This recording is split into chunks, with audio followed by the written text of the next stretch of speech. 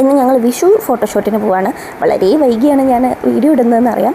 ഞങ്ങളെല്ലാവരും കൂടെ ഒരുങ്ങിക്കെട്ടി പോകുന്നുണ്ട്.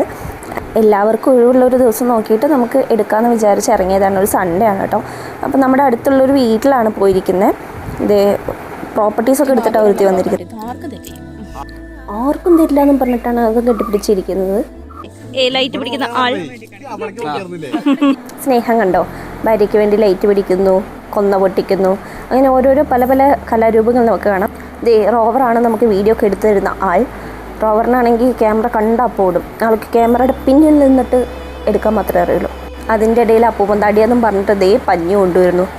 അവസാനം പഞ്ഞി പാറി എല്ലാവരുടെയും തലയിലും മൂക്കിലും മുഖത്തും ഒക്കെ പഞ്ഞിയായിരുന്നു. ഒരാൾ ഞങ്ങൾ വിട്ടിട്ടില്ല. അത് ചെറുതിനെ വരെ ഞങ്ങൾ മേക്കപ്പ് ചെയ്ത് കൊണ്ടുവന്നിട്ടുണ്ട് കേട്ടോ. അവിടെ അടുത്തുള്ളൊരു പഴയ വീട്ടിലാണ് നമ്മൾ ഷൂട്ട് ചെയ്യുന്നത്.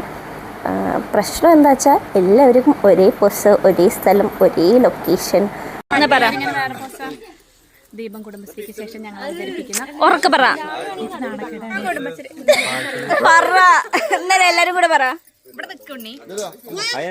ദീപം കുടുംബശ്രീ അവതരിപ്പിക്കുന്ന ഓണപരിപാടികൾ, വിഷു പരിപാടികൾ. അങ്ങനെ അതിഗംഭീരമായ ഞങ്ങളുടെ ഓണപ്പരിപാടിക്ക് ശേഷം ഞങ്ങൾ വിഷു പരിപാടിയും അതിഗംഭീരമായിട്ട് തീർത്തിട്ടുണ്ട്. പരിപാടിയൊന്നുമല്ല, എല്ലാവരുടെയും വീഡിയോ ഇങ്ങനെ ചെറുപറാന്ന് വരും എന്നല്ല, വന്നു കഴിഞ്ഞു ഓൾറെഡി. അപ്പോൾ ഇനി ലാസ്റ്റ് പാക്കപ്പാണ്. ചെറുത് വണ്ടി എടുത്ത് പോയി. ബാക്കി എല്ലാവരും ഓരോരുത്തരായിട്ട് ഇങ്ങനെ പോയിക്കൊണ്ടിരിക്കുന്നു. ഓരോരുത്തരും ഓരോ സാധനങ്ങളും എടുത്തിട്ട് നമ്മൾ ഇറങ്ങി. നമ്മുടെ ഫോട്ടോസ് വീഡിയോസും എടുക്കാൻ സഹായിച്ചവർക്കും ഈ ലൈറ്റും ക്യാമറ ഒക്കെ പിടിക്കാൻ വന്നവർക്കും അതെടുത്ത് തന്ന മിസ്റ്റർ റോവർ പോകുന്നു. നമ്മുടെ വീഡിയോഗ്രാഫറിനും നമ്മുടെ ഫോട്ടോഗ്രാഫറായ സുഡേട്ടനും എല്ലാവർക്കും എൻ്റെ വിനീതമായ നന്ദി ഞാൻ ഈ അവസരത്തിൽ അറിയിച്ചു കൊള്ളുന്നു. അങ്ങനെ ഞങ്ങളെല്ലാവരും തിരിച്ചു പോവുകയാണ്.